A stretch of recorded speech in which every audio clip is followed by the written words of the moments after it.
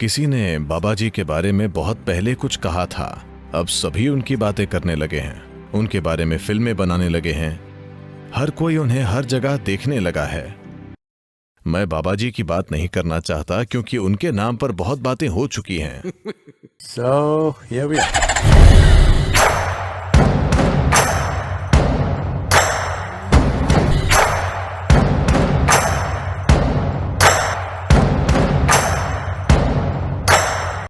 ये सब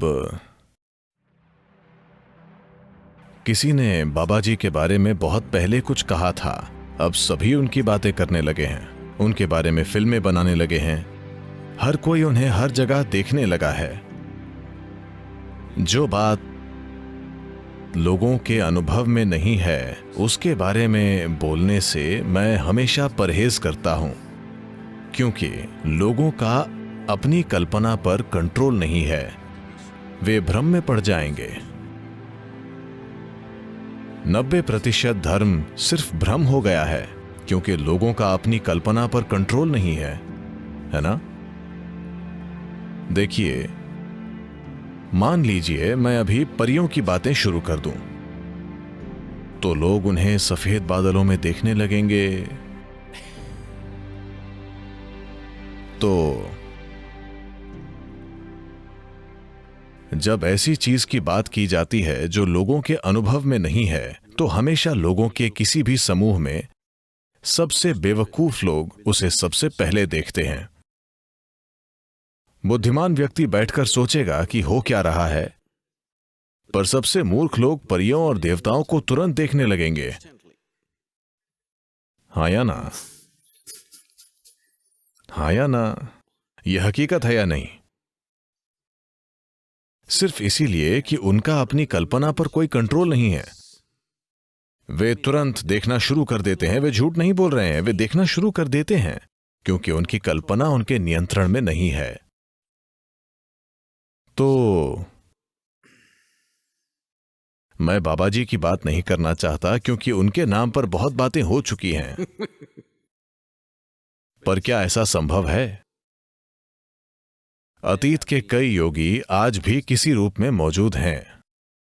वे अपने शरीर के सबसे बारीक हिस्से को बरकरार रखकर मौजूद रहते हैं। Body intact. And just let it be. जब भी उन्हें जरूरत महसूस होती है, वे अपना पुराना शरीर फिर से बना लेते हैं। उन्हें निर्माण काया कहते हैं। ऐसे लोगों को निर्माण काया कहते हैं जो अपनी काया को फिर से बना लेते हैं।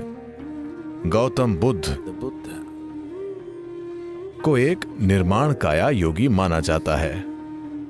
ऐसे कई योगी हैं जो पहले जैसा शरीर बना सकते हैं, एक युवा शरीर जैसा उन्हें पसंद था। शायद 100 साल बाद, 1000 साल बाद, चाहे जितने भी साल हों, क्योंकि वर्षों की संख्या कोई मुद्दा नहीं है। जिसे आप समय कहते हैं, वो इस शरीर के लिए एक तरह का है और दूसरे शरीर के लिए दूसरी तरह का है ना? देखिए, आपके शरीर के लिए 10 साल यानी इतना, 20 साल इतना, 30 साल उतना, 70 वर्ष उतना। Years means that much. It's like this. मान लीजिए एक कुत्ता है, तो आपका 1 साल उसके अनुभव में शायद 15 साल हो, है ना? आप एक कीड़े को देखें तो शायद आपका एक दिन उसके लिए 50 साल हो, क्योंकि उसकी उम्र 2 दिन की है। तो समय का अनुभव और प्राणियों का समय का अनुभव बहुत अलग होता है। इस ग्रह के जीवन में 100 वर्ष शायद 1 सेकंड हो, हम गणना नहीं जानते, पर यह बहुत छोटा है। It is very small, isn't it? तो ऐसा सिर्फ इंसानी दृष्टिकोण से नहीं है। हर चीज की हमारी जीवन काल से तुलना नहीं करनी चाहिए। उस प्राणी के जीवन में भी ऐसा ही है। It is so.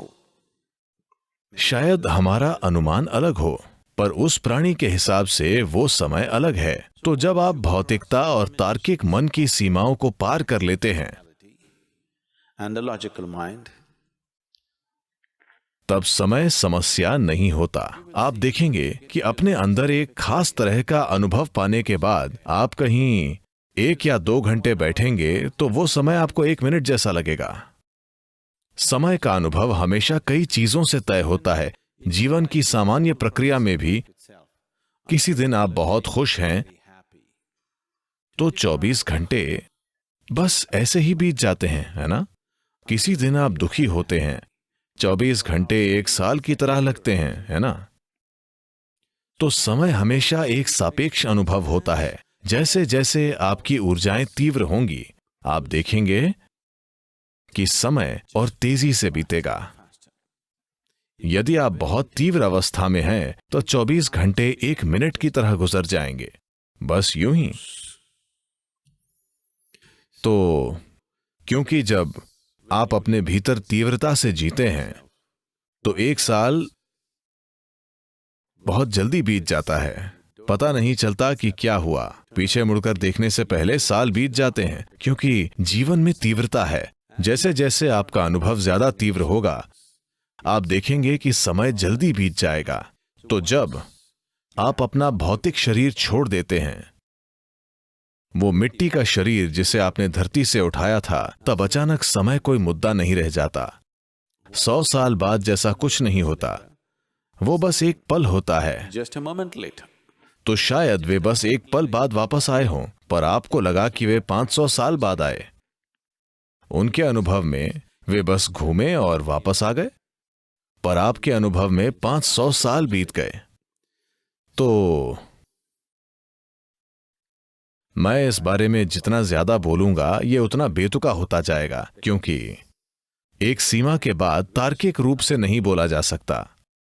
आज क्या आप जानते हैं, आधुनिक विज्ञान फजी लॉजिक की बात कर रहा है।